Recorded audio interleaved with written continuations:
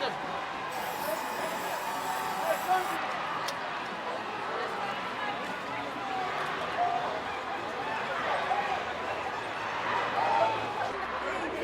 If you could say something to the Floyd family, what would you say? I would say,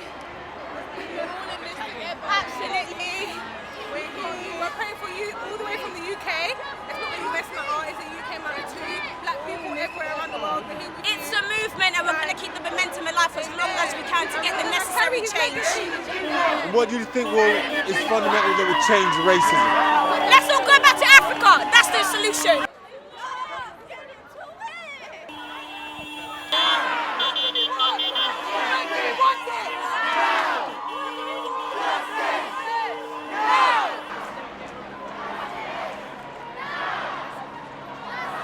Second. What is that? Tell us, what does your sign actually mean? My silence is violence. In these situations, okay, so what does white silence is violence mean? It means that people are not using their white privilege for the good by supporting black people and being at the front line of the situation. What do you mean by white privilege? What does it mean to you? Basically, it's when be able to do whatever they like and not having to worry about their skin rights being stopped by the police. Yeah, because of the colour of their skin. Good. And what do you mean by the silence? By signing, by not posting, by not even going out to the march, by doing the basic things, by signing petitions. By basically hiding what they do. Yeah. Absolutely. Good work. Well done.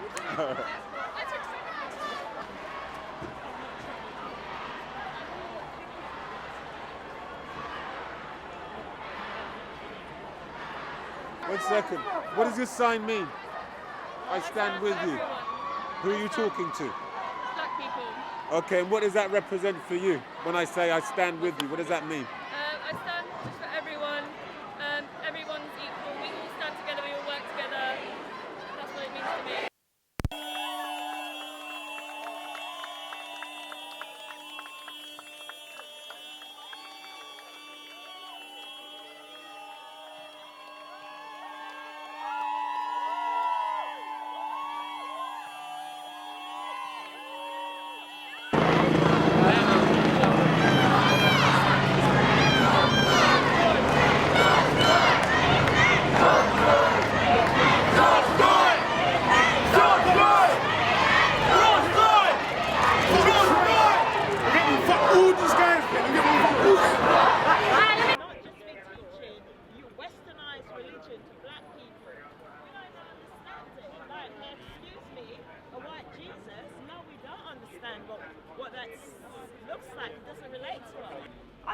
Someone sent me the video of that police officer with his hand in his pocket strangling a black man to death on knowing that he was being videoed. Wouldn't that upset and anger any human being? It's not even about blackness. Yeah. It's about it's being a normal human anyway. It's inhumane. Like, as a kid, you grow up learning about the human body. You know where the windpipe is, bro. You know what I mean? You know where how somebody breathes. You know if you're gonna sit on somebody's neck for so long, they're gonna struggle to breathe. Do you know what I'm saying? It's just intentional. Sorry. Yeah. No. Go on.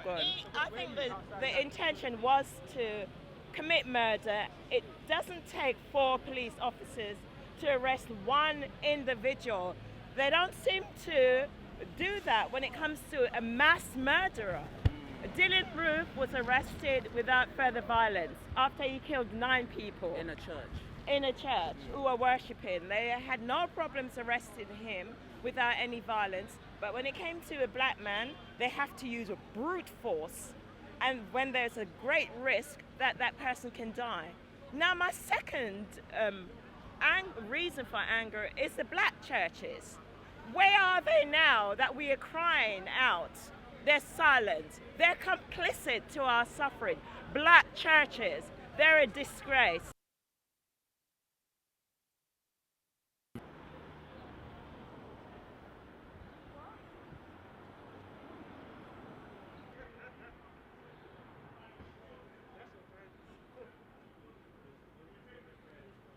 Thank you. So the verse that I found was learn to do good, seek justice, correct oppression, bring justice to the fatherless.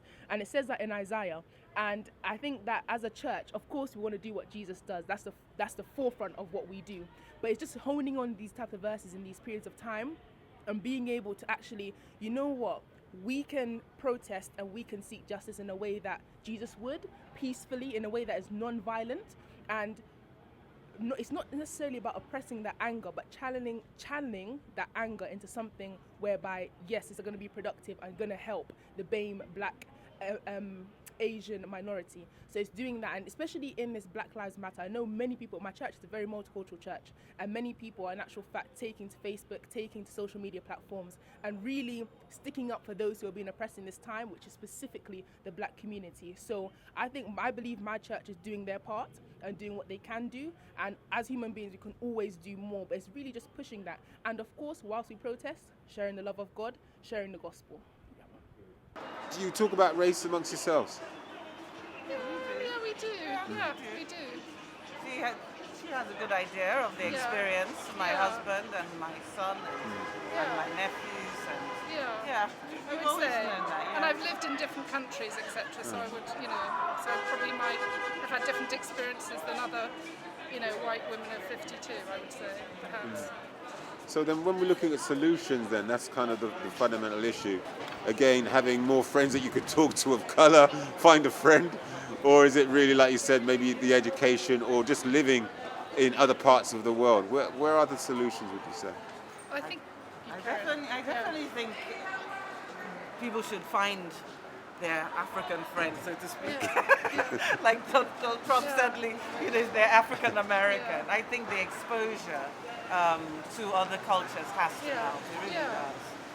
Yes, because it makes it personal and real rather than abstract and something that's about morality that is easy for people to ignore because that's not their personal experience. I think it's kind of top down and bottom up, like as you said, education, stuff in the community, but actually very real, specific actions in government to make things different.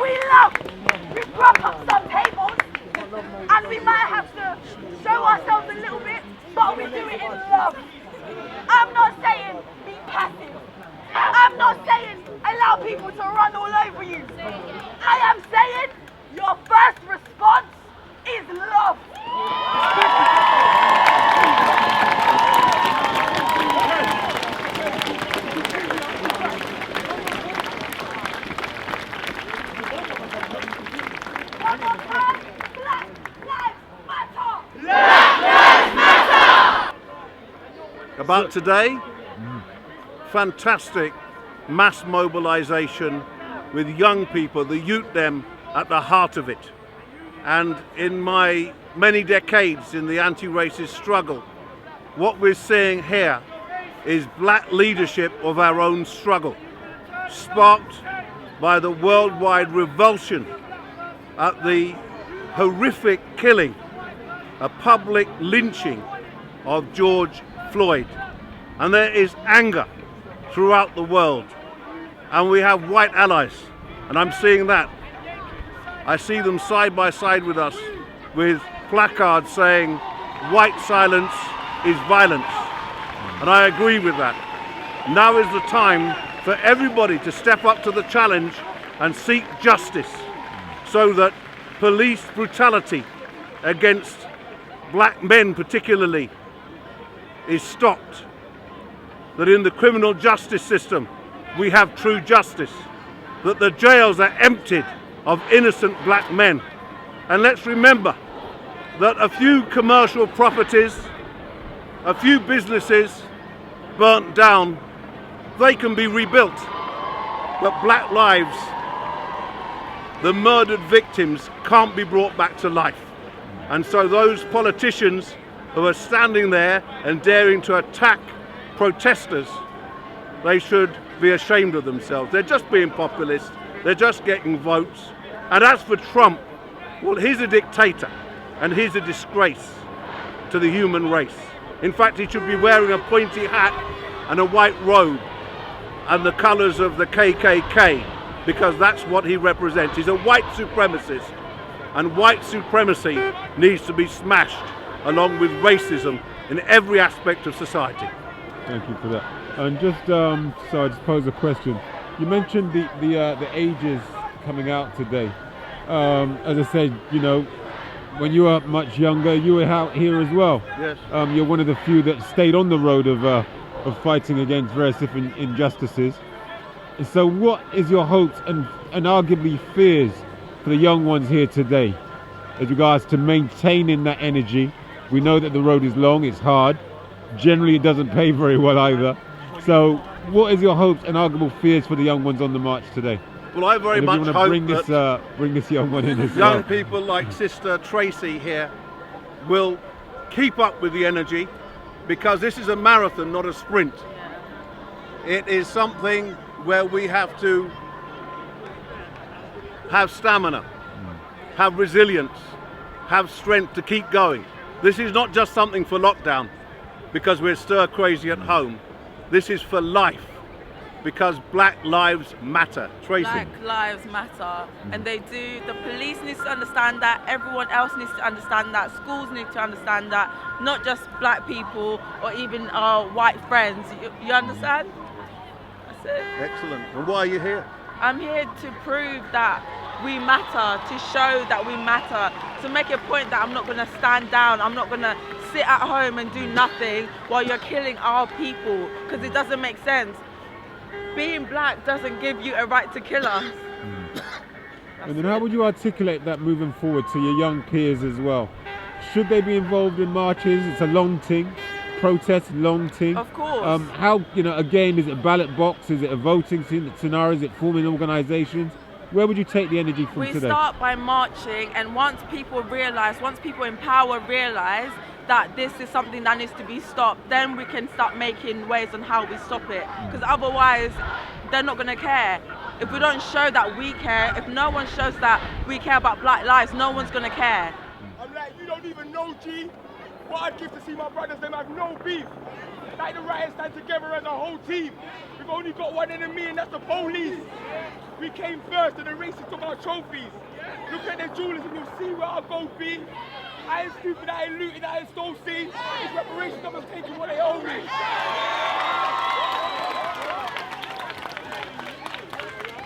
And they don't want to see us sow seeds. Have you sitting in a prison because you grow trees? But you thinking you're a villain because you smoke weed? There's politicians that be sniffing till their nose bleeds.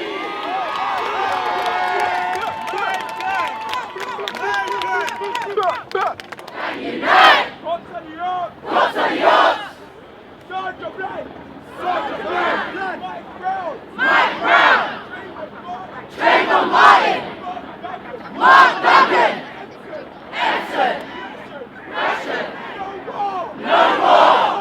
No more! No justice! No justice! No peace! No peace! No more! No more! No more! No more! No justice! No justice! No peace! No peace! Say his name!